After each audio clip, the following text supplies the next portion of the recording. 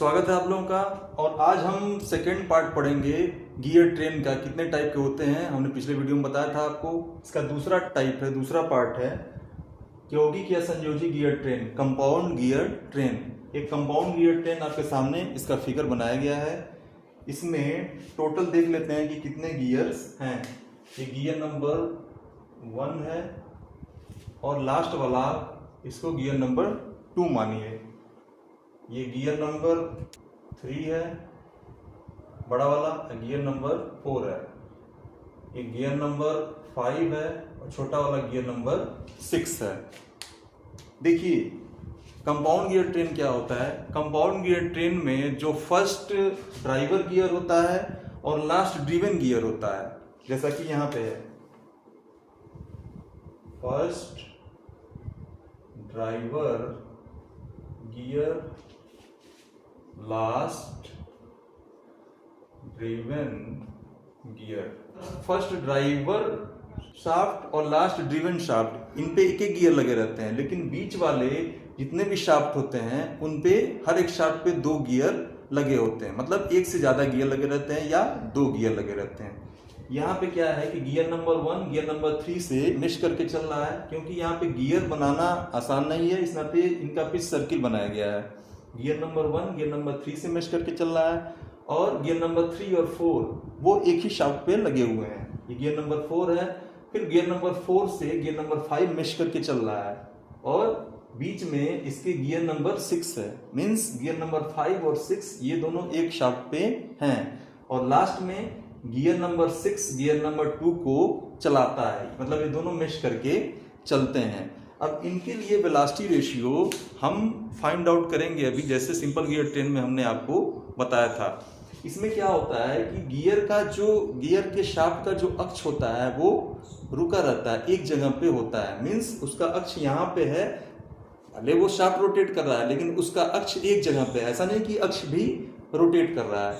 तो इसमें भी सिंपल गियर ट्रेन की तरह जो शाफ्ट का अक्ष एक्सिस होता है वो स्टेशनरी होता है या रुका हुआ होता है। तो सिंपल वही है फॉर्मूला कि जो 2 गियर मिश करके चलते हैं उनकी पिच रेखीय गति इक्वल मानेंगे। तो यहां पे पहले स्टार्ट करते हैं। गियर नंबर 1 और 3 मिश करके चल रहे हैं। गियर 1 एंड 3 मिश करके चलते हैं तो इनकी पिच रेखीय गति बराबर होगी। तो इनकी पिच रेखीय गति समान होगी। पिच रेखीय गति मीन्स पाई dn।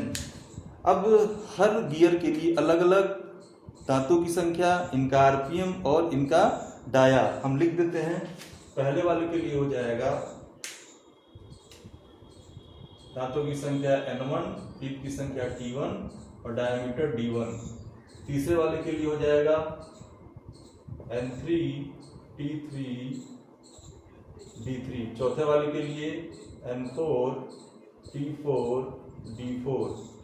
फिर पांचवें वाले के लिए हो जाएगा n5, t5, d5। छठे वाले के लिए n6, t6 एंड d6। फिर लास्ट में दूसरे वाले के लिए हो जाएगा n2, t2 और d2। NTD means n RPM, t इनका नंबर ऑफ टीथ और d डायमीटर। तो 1 एंड 3 मिश करके चलते हैं तो इनका पिच रेखीय गति बराबर है। तो means pi d1 n1 is equal to pi d3 n3। Pi से pi cancel, n1 by n3 is equal to d3 by d1 is equal to t3 by t1 हो जाएगा। t3 बाई t1 बिकॉज 2 मिलने वाले जो gear होते हैं उनके module same होते हैं। तो d1 by t1 is equal to d3 by t3। तो वहां से d3 by d1 is equal to t3 by t1 आ जाएगा। ठीक है, तो n1 by n3 is equal to d3 by d1 is equal to t3 by t1। Equation number 1 हम मान लेते हैं। फिर गियर नंबर 4 एंड 5 मेश करके चलते हैं, फिर गियर 4 एंड 5 मेश करके चलते हैं। तो इनकी भी पिच रेखीय गति बराबर होगी 4 और 5 की, तो पाई d4 n4 equal to pi d5 n5, pi से pi cancel, n4 by n5 is equal to d5 by d4 is equal to t5 by t4, जैसा कि यहाँ पे लिखे थे हम इक्वेशन नंबर 2 मान लीजिए इसको। Again gear number 6 and 2 mesh करके चलते हैं, मीन्स 6 2 को चलाता है। अगेन गियर 6 एंड 2 मेश करके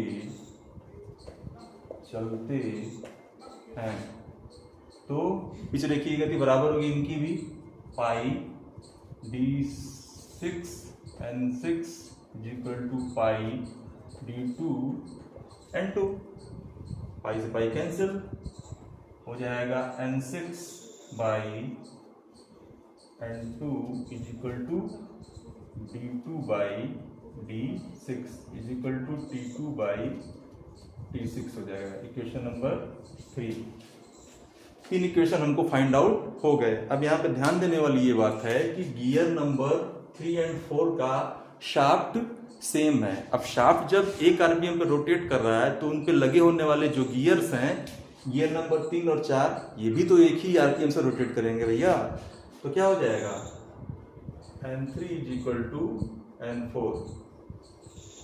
अगेन गियर नंबर 5 6 एक ही शाफ्ट पे रोटेट कर रहे हैं, तो n5 is equal to n6 हो जाएगा। याद ये ध्यान देने वाली बात है। अब इक्वेशन नंबर 1 2 3 का मल्टीप्लाई हम कर देंगे, देखते हैं क्या आता है। मल्टीप्लाइंग इक्वेशन 1 2 एंड 3, इक्वेशन 1 2 3 का तीनों का गुणा कर देंगे, लेकिन इसमें जो बीच वाला टर्म है डाया वाला, इसको हम छोड़ देंगे, केवल लेंगे n1 by n3 equal to t3 by t1, n4 by n5 equal to t5 by t4 और n6 by n2 equal to t2 by t6। ऐसा हम क्यों करते हैं, बीच वाले टर्म को क्यों छोड़ते हैं, क्योंकि हमको दांतों की संख्या से ही यहाँ पे मतलब है। अभी एक आएगा डेरिवेशन, उसमें आपको पता चलेगा। ठीक, अब गुणा कर देते हैं। इक्वेशन 1 2 एंड 3 की गुणा करने पर, गुणा करेंगे तो LHS का LHS में, RHS का RHS में गुणा हो जाएगा। n1 by n3 into n4 by n5 into n6 by n2 is equal to, टीथों की संख्या लेना है, दांतों की संख्या t3 by t1 is equal to t5 by t4 is equal to t2 by t6। अब यहाँ पे देखिए कि n3 is equal to n4 है और n5 is equal to n6 है, तो यहाँ पे लिख देंगे क्योंकि n3 is equal to n4 and n5 is equal to n6, तो लिख दीजिए यहाँ पे n1 बाई n3 जगह n4 लिख दीजिए, n5 की जगह n6 into n6 by n2 is equal to हो जाएगा क्या, t3 t5 t2 t3 t5 t2 t1 t4 t6, ये आ जाएगा। ऊपर का ऊपर में गुणा हो जाएगा, नीचे का नीचे में, दांतों की संख्या का गुणा हो जाएगा। अब यहां से n4 cancel, n6 cancel, finally आ जाएगा n1 by n2 is equal to, देखिए t3 t5 t2 ये कौन से गियर हैं, ड्राइवर गियर है या ड्रिवन गियर है, देखिए T3, T5, T2 मीन्स तीसरे नंबर का, पांचवें नंबर का और दूसरे नंबर का, तीसरे नंबर का, पांचवें नंबर का और दूसरे नंबर का, ये तीनों गियर दूसरे गियर से चल रहे हैं, मीन्स ड्रिवन गियर है, चलित गियर है। तीसरा वाला पहले से चल रहा है, पांचवा वाला चौथे से चल रहा है और दूसरा वाला छठवें से चल रहा है। तो ये जो है T3, T5, T2 ये दांतों की संख्या होंगे, चलित गियर के दांतों की संख्या होंगे। इसी तरह T1, T4, T5 मीन्स पहले नंबर का, चौथे नंबर का, छठे नंबर का, ये सब ड्राइवर गियर है, ये दूसरे को चला रहे हैं। पहला तीसरे को चला रहा है, चौथा पांचवें को चला रहा है और छठवां दूसरे को चला रहा है। तो T1, T4, T6 ये ड्राइवर गियर पे दांतों की संख्या होंगे। तो हम लिख सकते हैं N1/N2 मीन्स वेलोसिटी रेशियो हो जाएगा ये ऑफ कंपाउंड गियर ट्रेन, चलित गियर पे दांतों की संख्या का गुणा अपॉन चालक गियर पे दांतों की संख्या का गुणा। चलित गियर पर दांतों की संख्या का गुणा अपॉन चालक गियर पर दांतों की संख्या का गुणा। ये हो जाएगा velocity ratio of compound gear train. ये हो जाएगा velocity ratio. Velocity ratio N1/N2 ही तो होता है भाई। N1/N2 इक्वल टू चलित गियर पे दांतों की संख्या का गुणा अपॉन चालक गियर पे दांतों की संख्या का गुणा। ये फार्मूला आ गया। इस फार्मूले पे आधारित कुछ न्यूमेरिकल्स भी आते हैं जिनको आसानी से हम सॉल्व कर सकते हैं। अगर आपको थोड़ा सा अगर नीचे नहीं भी दिख रहा होगा तो आप समझ लीजिएगा कि N1/N2 इक्वल टू हो जाएगा T3, T5, T2, T1, T4, T6। T3, T5, T2 चलित गियर पे दांतों की संख्या का गुणा है और T1 into T4 into T6 चालक गियर पर दांतों की संख्या का गुणा है। बस यही हमने लिखा है। ये हो जाएगा वेलोसिटी रेशियो। अगर आपको कोई डाउट होगा तो कमेंट बॉक्स में पूछ सकते हैं। चैनल पर नए हो सब्सक्राइब कर लीजिएगा, अपने मित्रों को भी शेयर करिएगा। Thank you very much.